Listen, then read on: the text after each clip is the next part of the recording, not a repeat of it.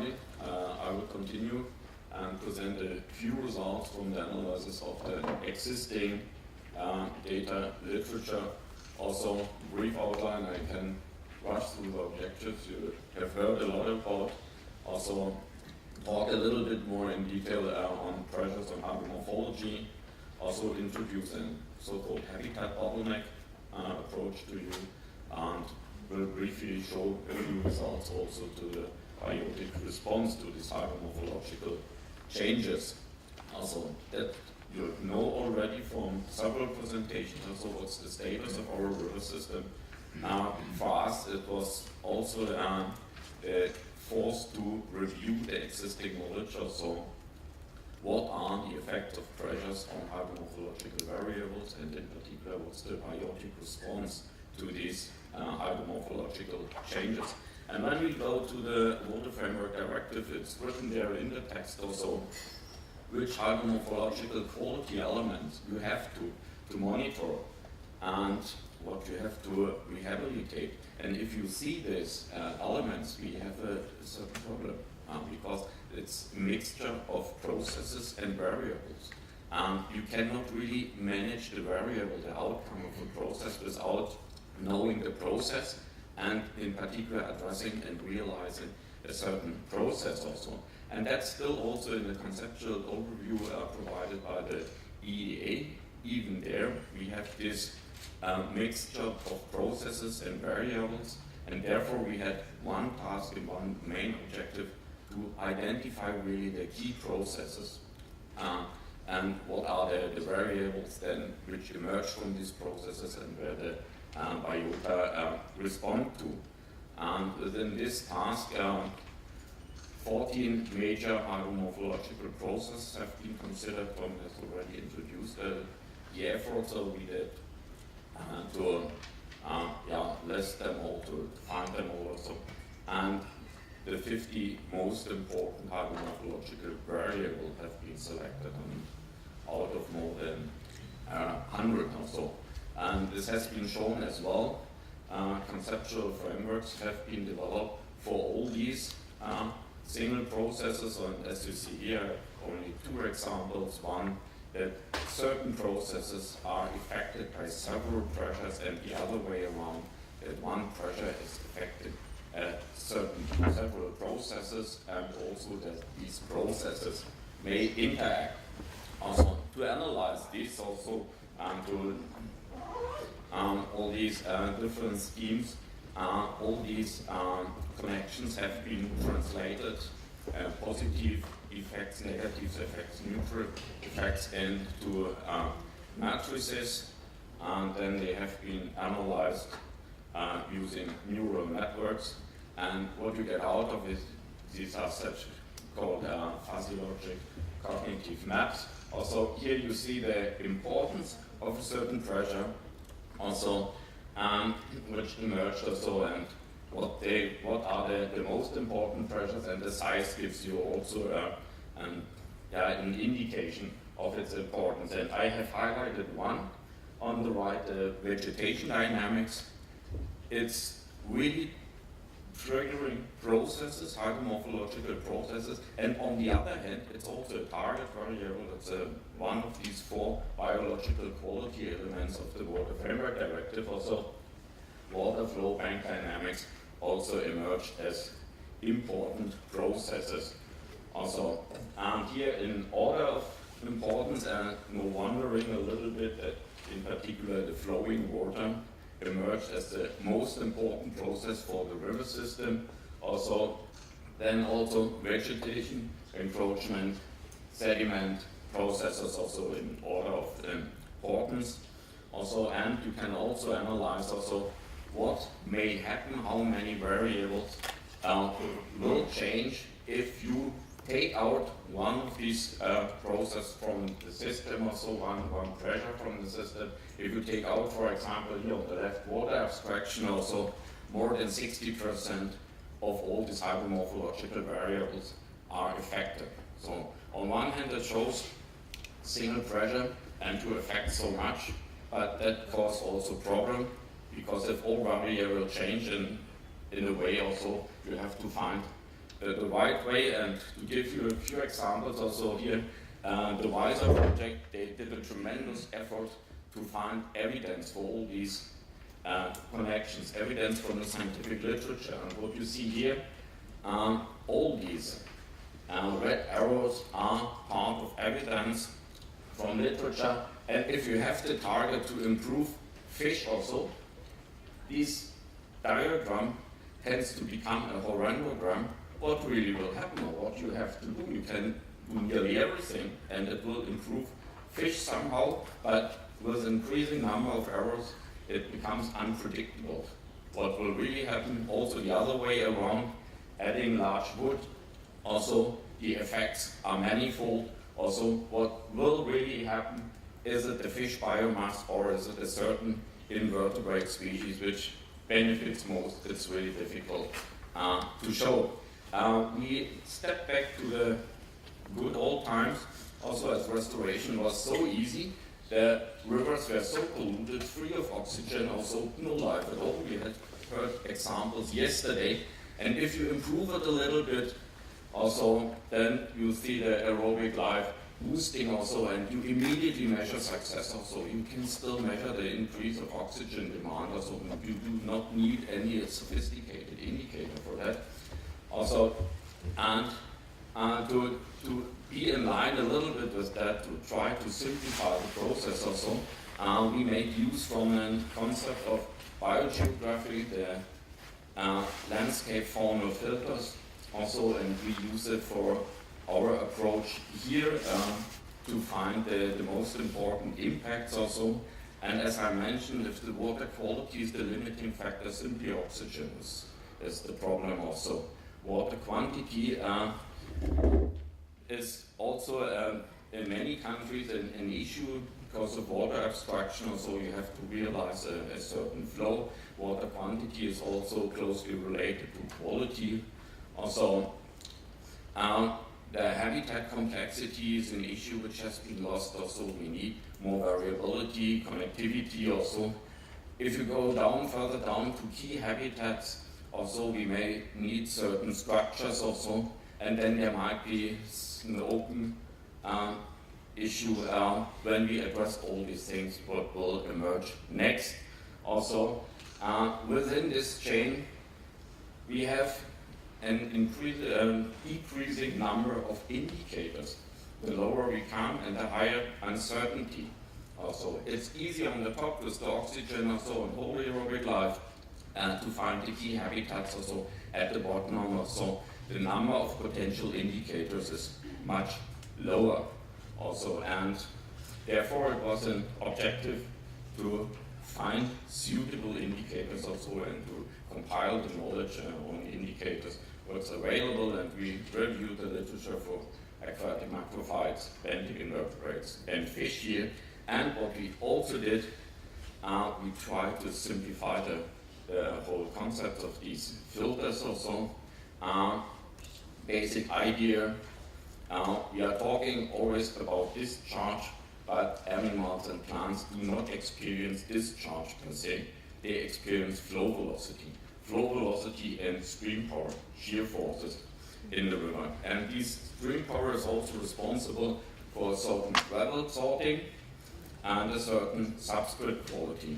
And we decided just to go for this substrate, which is in particular maintained by stream power, and that's coarse gravel. Coarse gravel is the only substrate which you have only in flowing rivers as an indication of flow velocity. All the other substrates, plants, large wood, also what we add to the river, will find it also in lakes, and even more than in river systems. So animals which use these structures in river system might be not limited by the structure. They might have oxygen preferences, which are high also. Why they choose these substrate in river system also, and that will also increase the uncertainty if you use it as indicator. So on one hand, we look at species preferences for coarse gravel as indicator for that. On the other hand, flow velocity, stream power, set limits, absolute physical limits for animals to use a certain habitat. because they have to be able to swim against the current to maintain position in current also. And these limits are somehow mediated also by habitat complexity, which provides shelter from flow, which provides different flow patterns also, and roughness in the system. And in particular for plants, we have also depths what we have to consider also, because plants are also quite limited. Also, we have on one hand the specific response of indicators which essentially depend on this coarse gravel. On the other hand, we have an unspecific response of groups of animals or age groups also, which are limited by physical thresholds set by flow. And when we then search in the literature for that, just the example for fish and lampreys, where we have more than 500 species throughout Europe, 218 of them are classified ecologically. It was also a European project also where we brought all the knowledge together also, what we know. 91 of them are called lithophile. These are gravel spawner, which are essentially depend on gravel for spawning. And if you look then what is gravel, also because we all have different opinions when gravel starts also and what we have to rehabilitate, only for 26 we get really gravel data, gravel size information. Do they want to have 100 millimeter calibers or only 4 millimeters, and what an amount of fines they accept? And bringing that together, we have to distinguish two groups in between: the so-called open substrate spawner, which spread their eggs over the gravel and then they are attached to the gravel, and the broadhider. It makes an important difference because the broadhider, they use their tail and they bury rats where they then bury their eggs in also. And if your gravel is too coarse, yeah, it's a problem for them to move the gravel also and to bury the eggs also. They will not succeed also. You have to keep this in mind also. And it's not only fish. Just briefly to show you, we have the situation also with the other biological quality elements. We have only a very limited subset of all species described there where we have sufficient information to have specific indicators. And even there it turns out that the gravel preferences are somehow not the most important gravel, the most important indication of a species. What you see here is gravel caliber, the largest gravel at the bottom, the fine sediment on the top, on the y-axis, and on the x-axis the shear stress preference. And if you then see the white outliers above, also species which have a high preference or tolerate high shear stress and prefer fine substrate and coarse organic matter, it doesn't fit. If you remember the hygromorphology, normally it's washed away at that shear forces also, and they really depend on micropatches within the gravel of organic material also, and they maintain in particular position there because of the oxygen.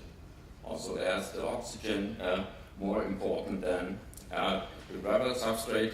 It's even worse with plants. Also, there are in particular nutrients, pH and light, the determining factor, and the gravel not that important. It has to be somehow stable, and it must be a substrate where they can root in, but that's it, finally. So to briefly come to the second chain of our concept, on one hand, we have a limited set of indicators, and on the other hand, we try to make this unspecific response somehow operable also, and that we can use it. And this habitat complexity, with what we all have in mind for the rivers also, it's in particular this process zones of a river, functional zones also. They are close to the river zones, to the historical river zones we all know. And the idea here was to have a zonation qualifier for the organisms, what river zones they prefer. And here only the example from fish. Maybe most of you know it. We classify our river zones longitudinally from the trout zone to the roughy flounder region also. And we have spent certain effort also to get such a fish region index for each species. That means an index value which of these river zones is the preferred zone of the species, and also a variance of this index value which indicates how narrow they stick to a certain zone and how they move in between the zone. And that can be used to compile an index for a whole sample, and it gives you an assemblage value. Does your assemblage, means your sample does it fit to the region also? And it turned out that this sample fish region index indicates quite well, or responds quite well to known hydromorphological pressures. The example given here in river stretch is the original data from the Barbel region, also where the sample fish region index is around 6 for this region. And if you have an impoundment, in impoundment you lower the flow velocity, it corresponds to a stretch farther downstream than you are in the Barbel region, and often in the remaining water also you mimic more upstream headwater region also with the rest water, and the index response in the opposite direction. It goes more to the trout region. I skipped, as you see here, also the species which are responsible for that. We tested this index with a European data set, and here are 2 examples given habitat alterations at the site. And you see here the median value, it's the black line in the boxes also. It's increasing with increasing habitat alteration also, as it was assessed, and also the pressure index, and in particular in the larger river system, in the Barbel zone and in the Bream zone also.